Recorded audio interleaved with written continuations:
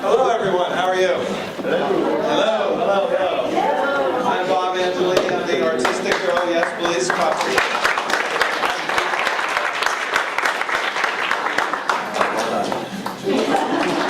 Okay.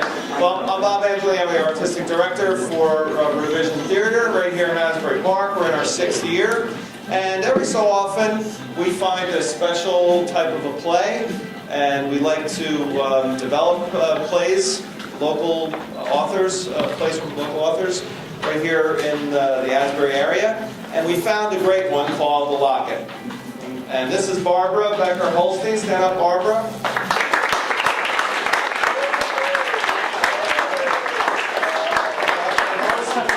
Dr. Holstein wrote a book called The Truth. I'm a girl, I'm smart, and I know everything. Now don't edit the tape, John Caplow, just so I'm saying I'm a girl, I'm smart, she wrote this great book, and a friend of ours put us in touch with each other, and we said, wouldn't it be fun to make this into a play? And here we are. This is the first ever reading of The Locket, based on The Truth. So this is a play in development. What we're counting on for you to do is give some feedback. Tell us what you like.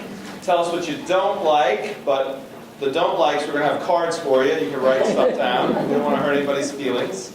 But we worked pretty hard on this. We worked for last month, getting the girls rehearsed. And we're still in our books. You know, it's a stage reading. Some people memorize some lines. They give you a feel of what it would look like rehearsed.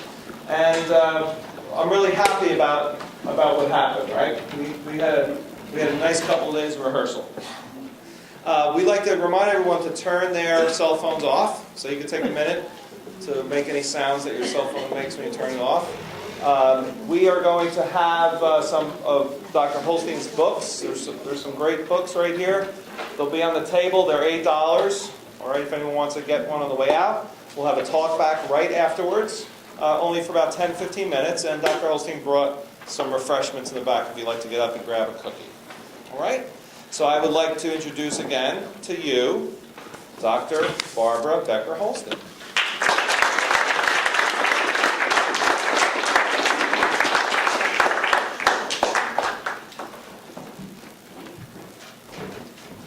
Oh, wow. I haven't been on the stage in a long time. This is great. I am just going to tell you very, very briefly a little bit about my work, just so it connects in and you get the spirit of what we're doing. I've been a psychologist for years, and I've heard hundreds of stories, and it always bothered me that the child within, that whole concept was sort of to get back to all the dark and ugly stuff in our past, you know, but that didn't sit right with me.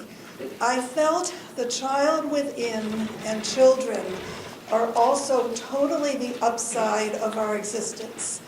That kids, of course, boost us up, they cheer us up.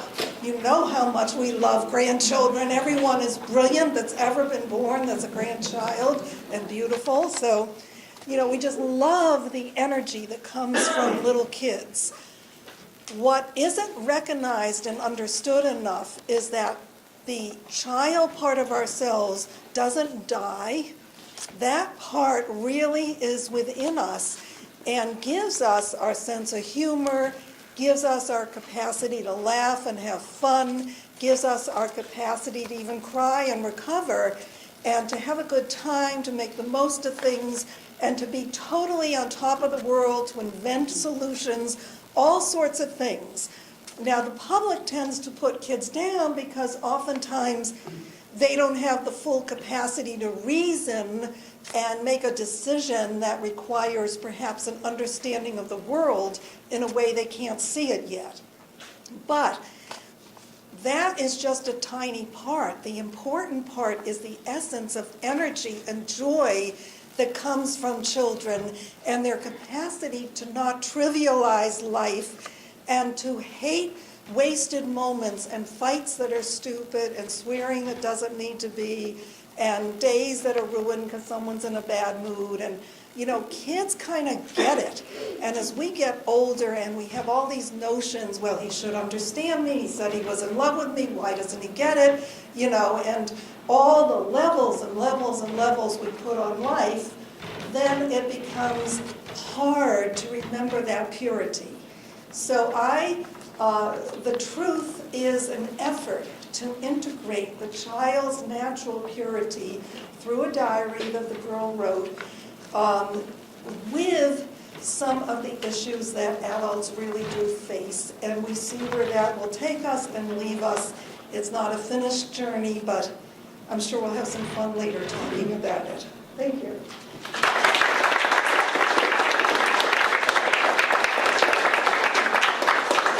Dr. Holstein, ladies and gentlemen, the locket.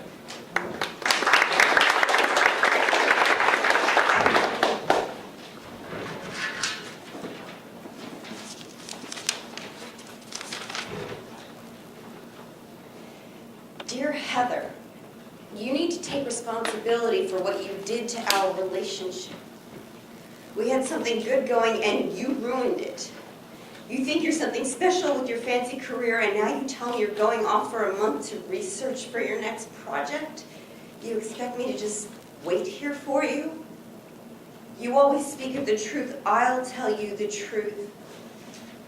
The truth is, I don't know now if I ever really loved you. Do you really want a relationship? You treat me like you don't. Goodbye?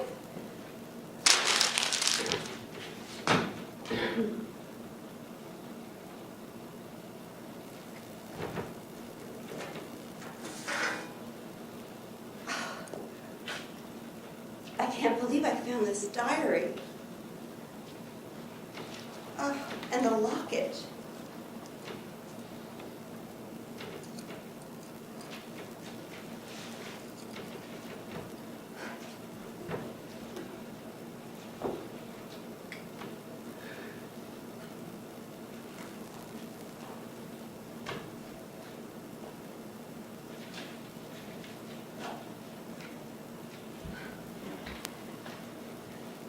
I am in love.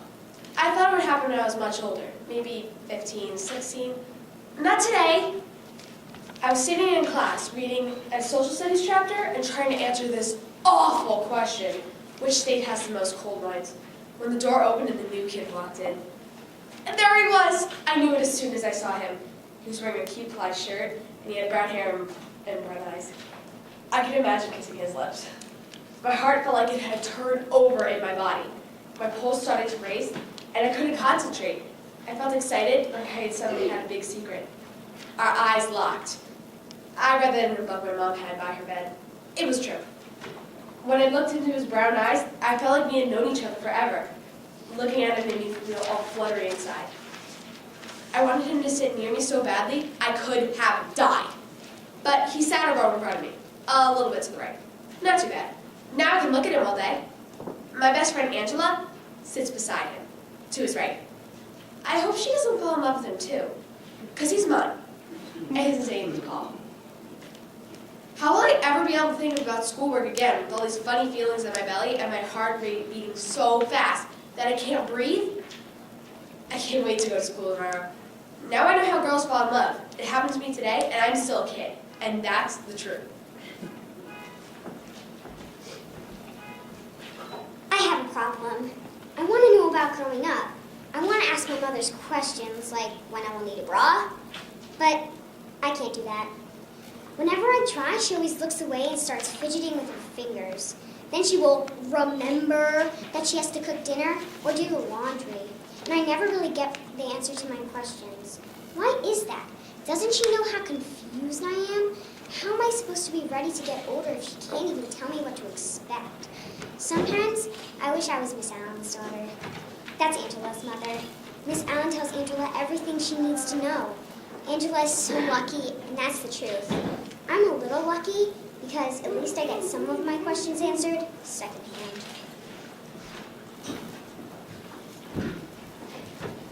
I hate my mother sometimes. We were on the back porch, and I finally asked her, how will I know when I need a bra? She just walked back into the kitchen saying, "You're only 10. I didn't think about things like that at your age. You should be out playing or doing chores." I shouldn't have bothered. Maybe Angela can ask her mother. I feel so angry inside. I hope I can sleep tonight. Why can't my mother just talk to me? I have lots of courage. I don't mind talking to strangers.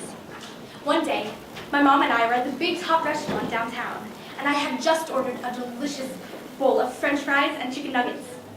I saw a very big shot man in the corner. He was the boss where my dad works. So I jumped out of my seat, left my mother, and went up to him. I said, "Hi," and held out my hand for him to shake it. He smiled, such a giant smile, and said he was so happy I had come over, and how brave I was. He looked around to see if I was with anyone, and of course my mother was sitting at the table. He walked me back and said to my mother, "My, what a bright, friendly child you have." I was so happy with myself. My heart was beating fast, and I knew that when I was grown up, I would be just like that. Brave, daring, not afraid to meet people.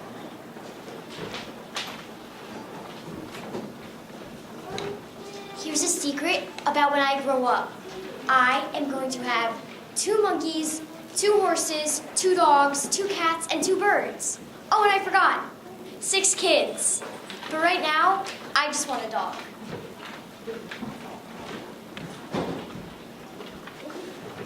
Today, it was raining, and I had nothing to do. So I got out my old fairy tale books. I used to read them all the time, but now I only get to read them once in a while. I wonder what it was really like to be Sleeping Beauty. What did it feel like to be asleep for so long and then finally be awakened by Prince kissing you? If I were asleep for that long, would Paul come along and kiss me? Would he come by on a white horse and scoop me up and throw me on the back of his horse and then take me to his palace? Would we go deep into the enchanted forest? And then would he love me forever? What if he never came? Could I wake myself up? Sure hope so. I'm worried. I really think I want to be a ballet dancer, but I have trouble turning. And that might mean I can't be a dancer. The teacher says that turns are a must. I hope she's wrong. I'm going to try harder, like I did with ice skating. I made myself stand on the ice in my skates and practice, even with my ankles caving in, until I could skate just like the other kids. Last night, my parents had a big fight. I could sort of hear them through the walls of my room. My eyes were shut tight, but my ears were wide open, like elephant ears, trying to hear every word. I couldn't, but they made me nervous, and I couldn't sleep. Today in school, I was really tired. I asked my brother this morning if he heard anything, and he just said, no, but that doesn't surprise me. He's only 6 and sleeps like a log. I'm the one that ends up worrying. With my heart pounding so loud, I keep thinking it's going to pop straight out of my chest. They're the grown-ups. They shouldn't fight over stupid things that keep their child awake at night. And anyway, nothing ever gets solved. No one feels better after he gets yelled at or put down. No one's going to cooperate any better just because you yell at them and tell them that all the things they do are done wrong. Even I know that. And besides, they ruined my sleep. That isn't very nice for parents to do to a kid. I should have been able to fall asleep and have sweet dreams. I know that too. I could teach my mom and dad so much if they would only listen. Why would a grown-up put someone down he's supposed to love? I don't get it. They waste so much time fighting, and before you know it, everyone's mood is bad or mad, and the day's ruined. This is one thing I'm really promising myself never to do. My dad always says, don't make a mountain out of a molehill. Well, even though he forgets those words, I'm going to remember them. Because that's right.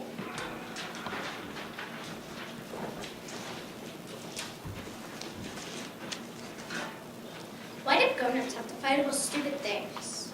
I don't get it. Before you know it, everyone's mood is sad or bad, and the days ran out. Like today, we never made it to the lake because Daddy kept telling Mom about the dam to call. And telling her that she was stupid for parking the way she did in front of the drugstore. I even heard him say, "Of all the women in the world, I get to be most stupid." I think Mommy's smart. It made me so sick in my head to hear Daddy talk like that. Daddy finally rushed out of the house, took the car, and Mommy went into the bedroom. I think she was crying. We kids just sat there all droopy in our bathing suits. I was sweating, but cold at the same time. It was awful. I could teach my parents so much if they would only listen. Lots of times they pretend to listen and then they answer you, but they really haven't heard what you said or asked. They think they're off the hook just because they answered. They aren't off the hook.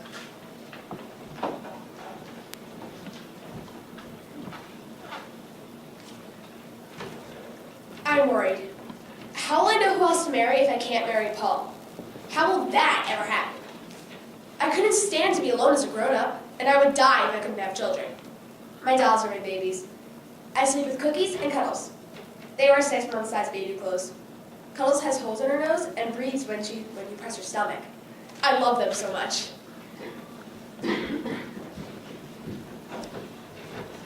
My brother is so dumb. He started to cry. I asked him why he was crying. He told me that he thought he was the only one in the world who saw colors in his eyes when he closed them. He said, "I thought I was special." Today, he found out that Billy down the street sees lots of colors too. How dumb can a 6-year-old get? But I didn't tell him that. I just gave him a hug, got him a Kleenex, and got him the Hostess cupcake out of the cabinet. After all, I am the big sister. I had to go to sleep at my cousin's house again. My older cousin Larry teases me, and it's not nice. I don't know why he thinks he can tease me just because I'm 6 years younger than him. Once, when I was littler, he told me my spaghetti was really worms. I almost threw up. He makes me so angry. My mother says maybe he's that way because he doesn't get enough attention from his father. I really don't care why he's that way. He shouldn't make fun of me and try to trip me when I walk. It's not right. Today is my birthday. My grandparents and my grandaunt sent me money envelopes. I got $100 altogether. I'm going to get a new bike with the money. The bike I want has 3 speeds, and it's dark, shiny blue. It's an English bicycle. I guess that means it's the kind they ride in England. Anyway, my mom said she would take me to pick it up tomorrow when she gets home from work. I'm so excited. I've never used speeds before. We had cake and ice cream for dessert tonight and steak for supper. The steak was so tender, and I got the bone. My dad usually gets the bone, but it's my birthday. They sang happy birthday to me, and my granddaunts came after dinner for dessert. Everyone hugged and kissed me. Grandma asked if Aunt Grace had sent me a present. I said yes. She said, "Well, what is it?" I felt embarrassed. I said, "Wait a minute, I gotta go to the bathroom." I raced upstairs and ran to my underwear drawer. There it was, the unopened package. I ripped it open. It was a gold locket on a chain. It was so beautiful, in the shape of a heart, and on the front was an engraved design. The locket opens and has space for 2 pictures. Aunt Grace had put a picture of me in one of the openings. The other was blank. I love it. Her note said, "To my precious niece, happy birthday and many more. Love, Aunt Grace." I raced around my room so excited, holding the locket right up to my heart. Then I put it on. Then I flushed the toilet so my grandmother would actually think I went to the bathroom. Then I went back downstairs. That's a lovely locket. Isn't it nice? It's in the shape of a heart. And how sweet. It opens. What a beautiful picture of you. I wonder who you will put on the other side. Maybe your brother. We're in good health. Grandma hugged me again and slipped another $5 bill into my pocket. I had a wonderful day. Except, I know I will never put my brother on the other side. Here's what I do when I'm all by myself. I catch the bus 2 blocks from my house and go downtown. I'm not afraid. My mother said to sit near the driver, and I do. I talk to him sometimes. Other times I read. Today, going downtown, I read the saddest part of The Little House on the Prairie. The Engels dog turned over 3 times and then lay down in his bed and died. I cried on the bus. I was glad I had a handkerchief with me. The driver asked if I was okay, and I told him the book made me sad because the dog died. He smiled in a kind way. When I got downtown, I bought some beautiful lace for my new doll's dress I'm making, and I got an ice cream sundae at the 5 and 10. This time, I got marshmallow sauce instead of whipped cream. It's the same price, and I thought it would be nice for a change. And it was. Next, I looked at makeup. The 5 and 10 has 2 aisles just filled with lipsticks, mascara, nail polish, and lots of other things for women. I had such a good time. I never get bored. A store like a 5 and 10 is great, because if you get tired in one section, I can always find another section to wander around in. And they have a bathroom, which is very important. Then I waited for the bus to come home. And when it came, guess what? It was the same bus driver. I was so happy, I sat near him again. I'm so glad I can do things all by myself. I feel so grown up. I don't think grown-ups understand how important it is to do things on your own and not be treated like a baby. I know what I'm doing, and I have a brain. I'm lucky my mom and dad let me do things on my own. I have a friend, Shannon. Her parents are very rich, but she never gets to go downtown by herself. She can't believe that I do. They live on my street, but they're moving away next month to a house with 10 rooms. Her mother drives her everywhere, and I feel sorry for her. The truth is, parents should let their kids do things for themselves. My parents hurt me so much by fighting with each other. I don't really know why they fight, but when I hear Daddy say that he's going to Grandma's and takes his suitcase, I get really scared and sad. I lie in bed and my heart just pounds. How can I get enough sleep to be able to go to school and think? What is there to fight about so late at night? The truth is that you should all try to get along. They put each other down, even sometimes calling each other names. This is not right. Why don't they stop? I pray at night that they'll stop fighting someday soon.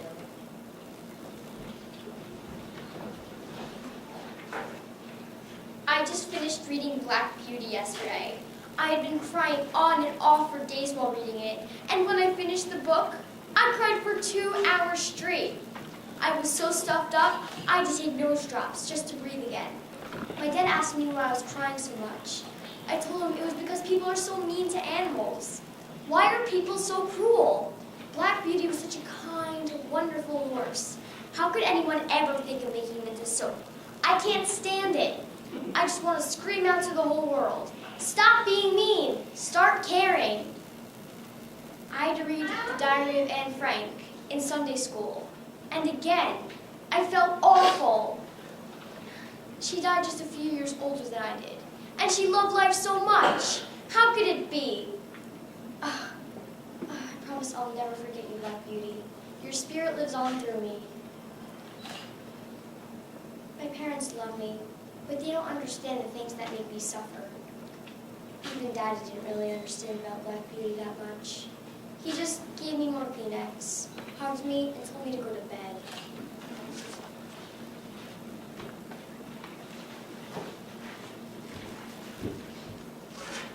I can be so miserable at home. It's usually when my parents don't fight it. But if I can get away from them, then I'm okay.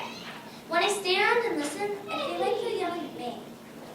But once I get away from them and let it, then it's like I come alive again. I get on my bike or on the skaters, or I walk down the hill to my friend's house, and then I feel okay. I'm still sad for them and angry that they still waste time fighting, but at least I'm in a good mood again.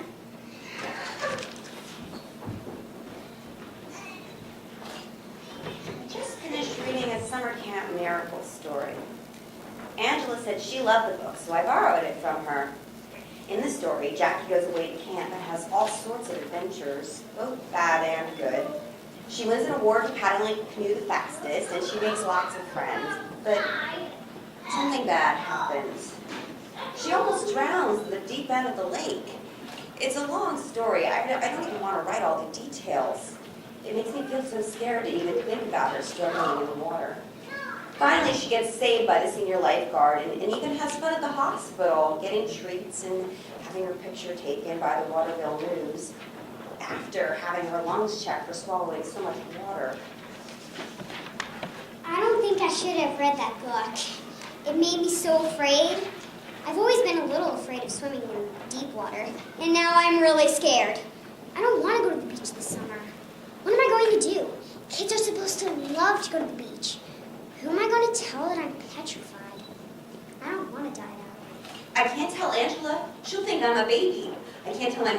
think I'm being ridiculous and tell me I'm a good swimmer.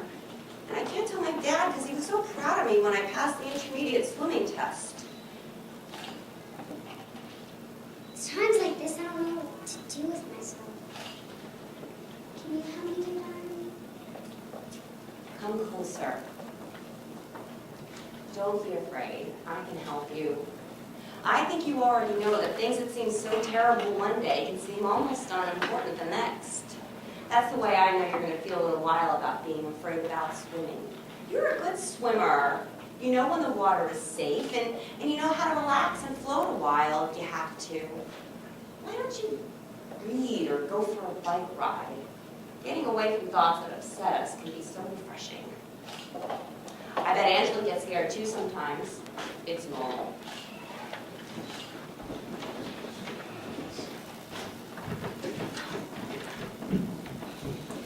Today, I was in my room, danced to a rock and roll song on the radio.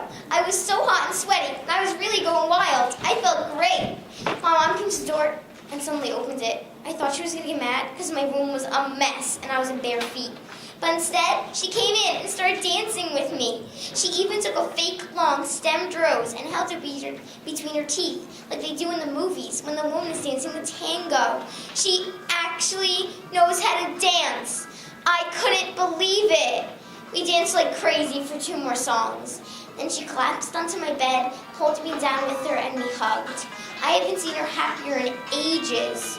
She told me that when she was a kid, she used to dance in her bedroom, and she would hold her hairbrush in her hand like a microphone and pretend to sing.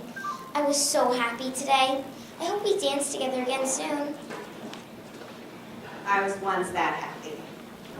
I came home and Joe was standing at the door looking sheepish. Then I realized he'd set the table with candles and china and the music was playing and I could smell a roast cooking. He grabbed me and twirled me around the living room in the best dance ever. Then he dipped me back just like in the tango, and when he brought me up, he gave me such a kiss.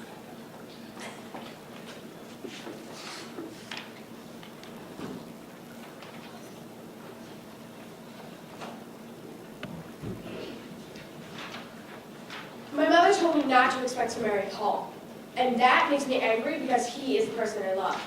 I don't think she understands that. Every day I know how I feel just looking at him. He's the smartest boy in the room, and I can't imagine growing up and not being with him. I would rather die. I'm in love. I was in love once, too. Joe was so right for me. High school sweethearts. We both became teachers. What went so wrong? Why all the yelling, the criticisms? Will it ever make sense? I even home today, of all the women in the world, I get to marry the most stupid. It was awful. All those fights that Joe and I have had. All those ruined suppers and rageful feelings later. Those sleepless nights turning away from each other again and again. Why? What did we do to so disappoint each other? Seems so small now what we fought over. Disagreements over money, over in-laws, over vacation choices, who was going to clean up the kitchen. How many times did I cry behind a locked door? How many times did Joe take the car and go for a ride? Dear God, I hope our move is safe and good, and we'll all be happy in our new house. Please help my parents to fight less. Help me to remember the truth, even when I grow up. When I have children of my own, let our house be filled with laughter and fun. When my kids ask me tough questions, help me to tell them the truth.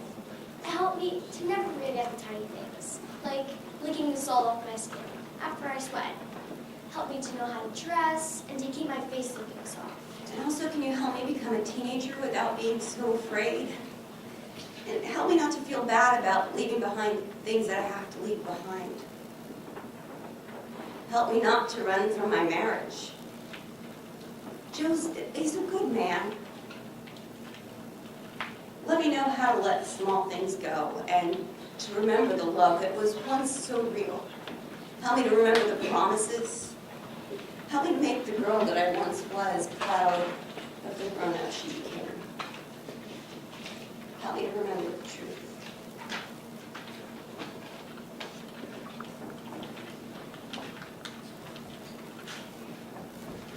Today, Paul looked right at me. He smiled. He was wearing a green sweater, and I wish I could hug and kiss him and hold hands with him like we really were a couple. I love him so much.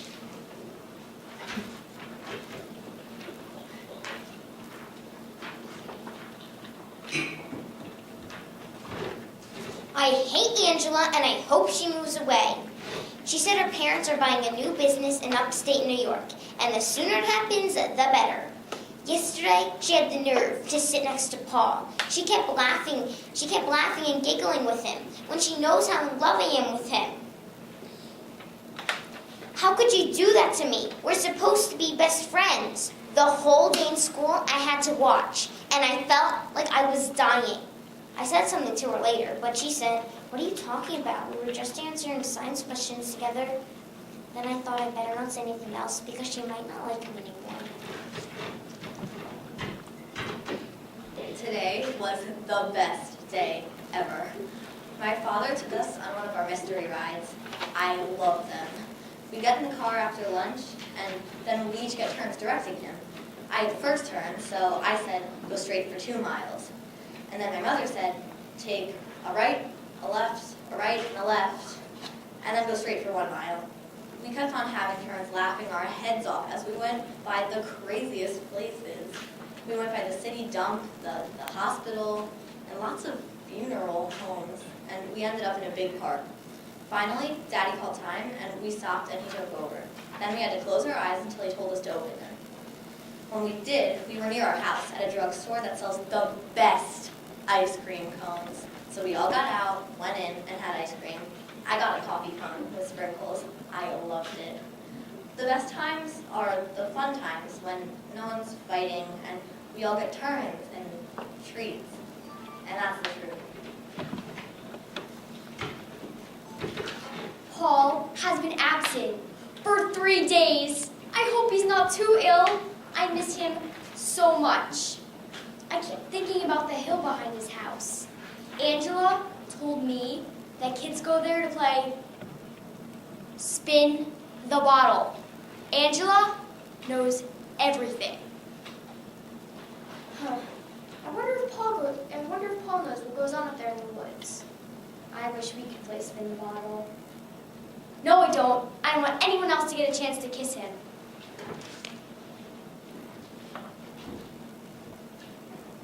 I'm heartsick because I don't think Paul loves me.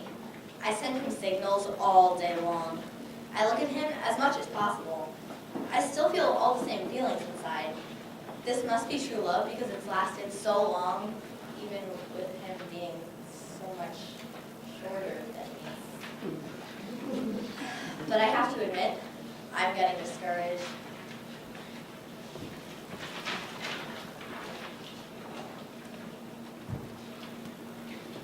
Yesterday, my father's cousin George came to visit from Las Vegas, where he lives. He stayed for lunch, and we took him to the lake. And then we went to Howard Johnson's for supper. And my parents treated him. After we came home, we sat in the living room for a long time. He talked and talked and talked. That would have been okay, except he swore the whole time. He'd say a few words, and then he would mix it in a swear word. I can't even read it. You just have to believe me. For example, he would say, "What the... do you think of that, Edith?" My mom would just answer as if he hadn't sworn, and then he would go on and swear again. Every time he swore, it gave me a bad feeling in my stomach. I asked him not to swear, but he just laughed at me as if he knew more than I did. But the truth is, I know more than he does. Swearing makes the whole room feel heavy, as if little arrows are being shot off, hitting people and hurting them. Either he doesn't know that, or he just doesn't care. My parents didn't seem that bothered. What happens to grown-ups that they don't care anymore to make the world a beautiful place? When I got up this morning, I was really glad that George wasn't there anymore. Grown-ups say they know so much about life, but I know more. I know swearing's bad for all of us, and that's the truth. My dad has been interviewing for a new job. If he gets it, we'll have to move. Not that far, but far enough. I won't see anyone I know again. At least I won't see anyone I know, unless my parents make a really special effort. I don't know if they'll do that. One good thing is that I won't have to go to my cousin's house anymore and be teased. Another good thing is that we'll have a bigger house. Big enough for a dog. I just have this kind of scary feeling about leaving, though.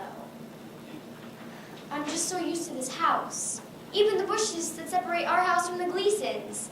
I know what everything is, where everything is, and who everyone is. Although I'm scared, I'm willing to try. Of course, it's going to be hard to leave Paul here, though. I'll never forget him. But if we're meant to be, he'll find me. My mother says there will be other boys. I think I finally believe her. I need someone to love me. Staring at Paul is not enough for me anymore. My father will have a good job, where he gets paid lots of money and people will look up to him. I think that's going to be good. No more hand-me-downs. Maybe my parents will fight less, because my father feels better about himself. Even adults need to feel good, or else they get really cranky, and that's the truth. The most fun I think I've ever had in my life was being in school play last week. I didn't have the biggest part, but I knew from the time I got it that I was going to do a great job. And I did. The way I felt as I said my lines was so wonderful. I could feel my whole body as if it got as big as the moon. I could feel the pressure inside me pushing to be the princess in the story, to feel her very being. I knew my connection with her and her feelings would come through. And it did. I was so good. I knew as the words came out of my mouth that my voice sounded great and my face looked like the princess I was supposed to be. And I knew that afterward, people would come up to me and compliment me. And boy, did they. Everyone surrounded me. I was standing in front of my mom and my dad, and I could see they were holding hands. It made me feel so good inside. Several people told me I should be an actress. I loved all the attention. My parents gave me flowers, and my dad took my picture. I looked good in the picture, in my long, flowy dress that is what a princess would wear. But the picture couldn't show how I was flying inside. I'll never forget that night. I wish I could travel. I think it's so neat to meet new people, and seeing new things is really like getting a present. I know when I grow up, I'm going to travel a lot, and that's the truth. The biggest trip I've ever had so far was when we went to Florida on a big plane in the town where my Aunt Nellie lives. My aunt and uncle have a cute little ranch house. Of course, we had to stay with them. So I didn't have a chance to stay in a big hotel. I got to stay in the finished basement, so I can imagine how much it would feel like to be a princess if I could stay in a big hotel. Hello, Elizabeth.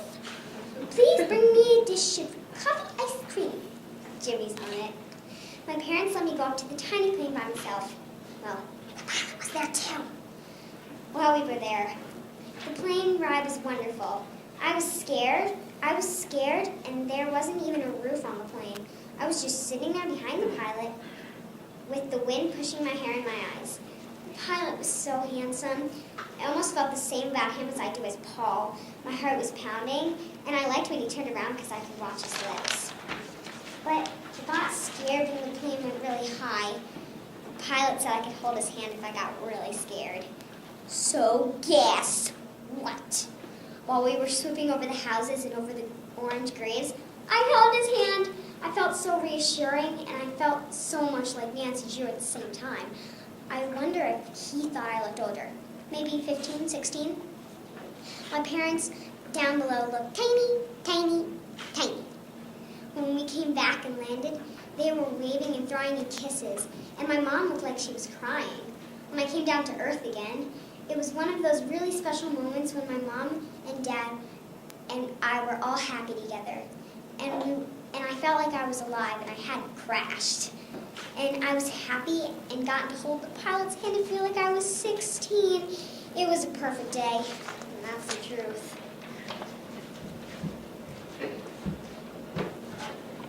My mother just told me that she's expecting a baby in 5 months. I can't believe this. I'm not happy. My brother and I had everything worked out. We don't need to share with anyone else. I'll take care of a baby. And we're moving. I'll have so much on my mind. A new school, a new house, new friends, and I'll be busy taking care of my new poodle. I hope. Now I'll have to listen to a baby crying at night, and maybe help. No, this is not fair. Did my mom want this baby? I wish I could ask, but I can't. I know she would just look away and fidget and walk into another room. I guess my mom thinks that I can't understand the tree, but I can.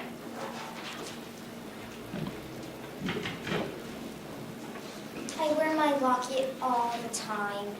I love to touch it while I'm in school. It feels so good. It feels so good when I rub it with my fingers. I like to touch the engraving too.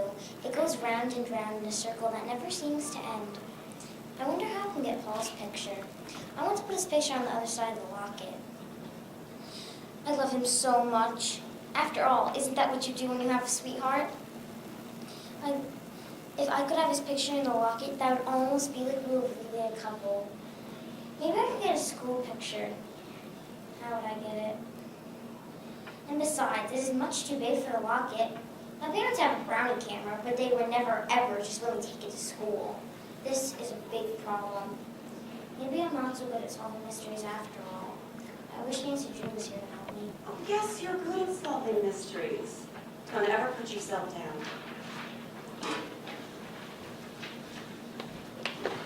I get in bad moods a lot. My mother says that's because I'm growing and changing. She says I might get my period soon. I hope not. I hope it waits as long as possible.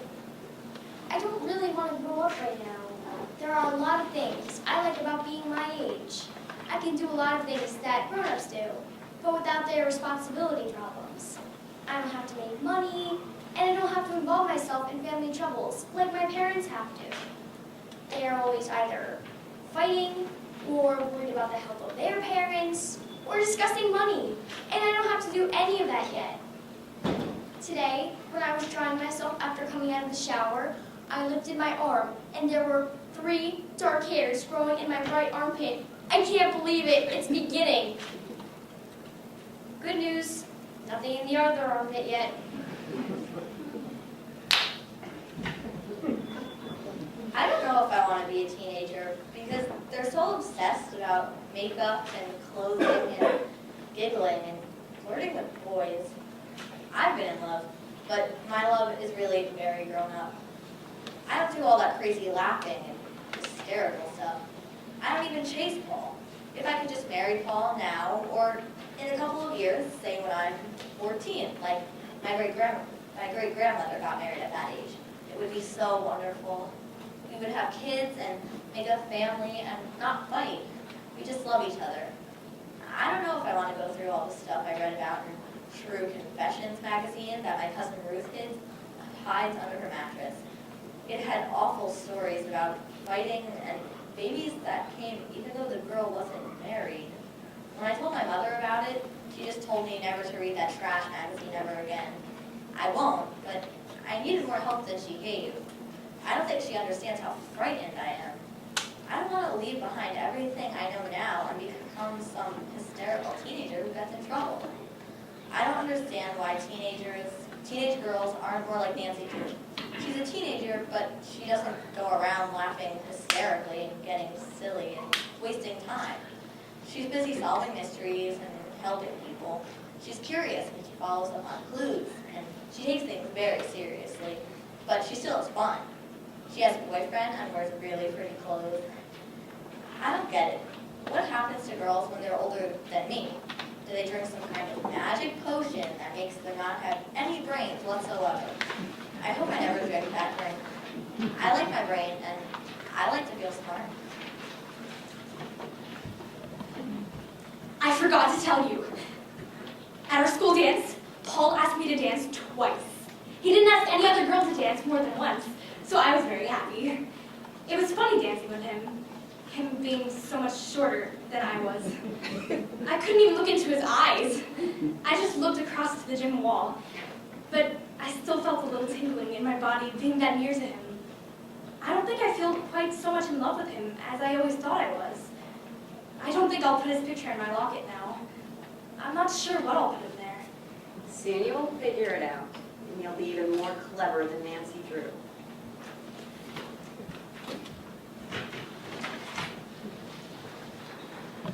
Last Friday night, when Angela slept over my house, she told me everything about growing up. At least everything she learned from her mother. We had to whisper and keep the lights off so my mother would think that we were asleep. We kept giggling. Some things I knew, but lots of I didn't. I felt okay with most of the stuff. But I was still crying a little inside because I want to be able to talk to my mother the way Angela could talk to her mother. I'm so jealous. Angela said she thought that it was definitely time I should ask my mother for a bra. It is never too soon, she said. Mrs. Allen's buying her one next week. I guess she saw my chest when we were getting undressed. I know I'm bigger than I used to be, but what is there to train? Still, it is nice to think about growing up. Kind of exciting. Like waiting for the plane when my mother and father let me go into the tiny plane with that here's a pilot.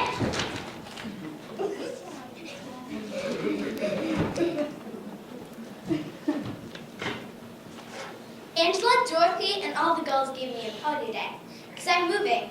They bought me gifts. Dorothy brought me a beautiful diary to write in.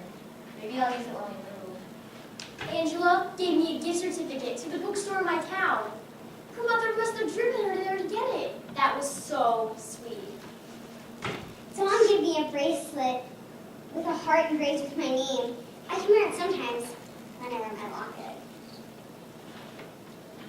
Betty's mom made us supper.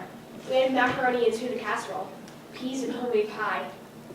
Then we had peanut butter cups, 4 each. I love the way peanut butter cups feel in my mouth. Betty's mom is the best. I'll never forget today. I'm glad her mom took a picture. She said she's going to send me a copy. My mom said she will bring me back here to see Angela, Betty, Joni, Carrie, Dorothy, and Dawn. Angela's mother said I can sleep over, and everyone said that they were right. But I wonder if I'll really get to see all the girls again. When I move, I'll be busy with a new school and new friends. There's so much to look forward to. I'm not as scared of getting older now. I don't know why exactly. I wasn't even upset this morning when I lifted my arm and saw too many hairs to bother to count. I feel a little blush of excitement, different than falling in love with Paul. More like when I remember that special song and I can sing it. More like something I don't really understand, but it just still feels so good. I'm glad I didn't take Paul's picture for my locket. I'm glad I didn't put my brother's picture in it either. Now I know what I'll put in there. The movers are coming in 20 minutes. I finally decided what I'm going to put in my locket. I'm putting a tiny slip of paper that has on it things I don't want to forget. I might have to write it in code because it's so small, but I'll know how to break the code. That's because I'm smart, just like Nancy Drew. I decided my secret reminder is more important than a picture of Paul. I'll never forget him, of course, but the secret I'm putting inside my locket is for me, forever. I'll wear my locket next to my heart. The words will face my face when the locket is closed, so I'll always remember the truth.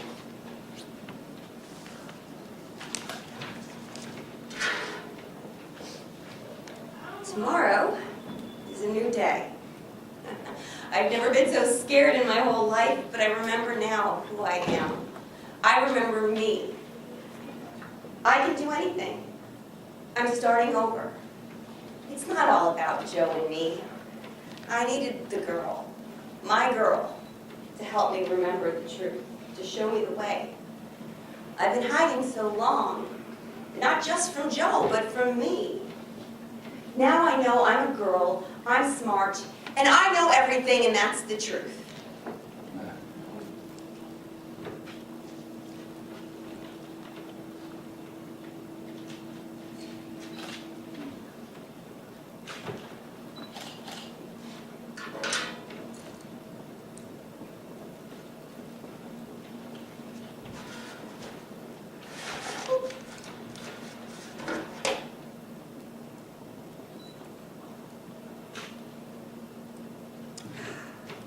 I can't believe it.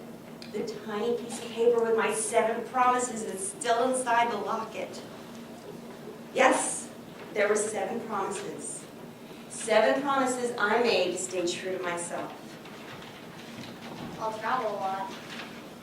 I won't look away when my kids ask me tough questions. I won't swear.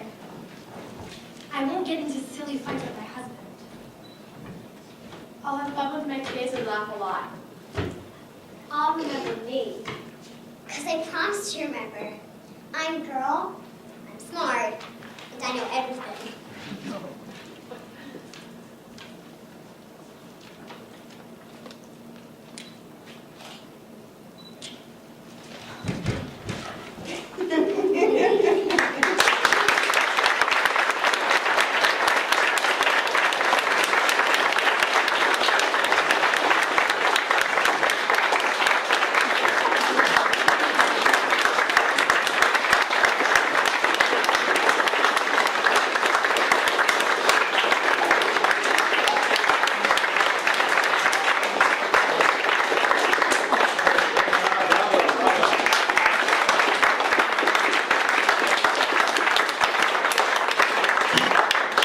We'll move this so we can see you, Tess. This is Tess McDougal.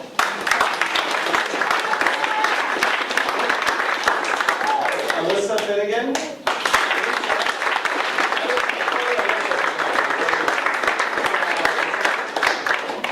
Kaylin Iannone.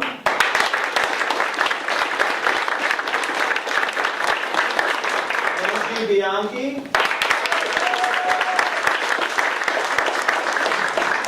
Julia Hecht.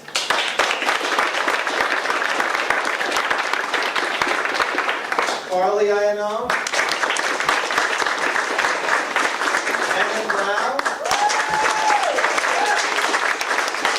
And Heather Britno Scanlon.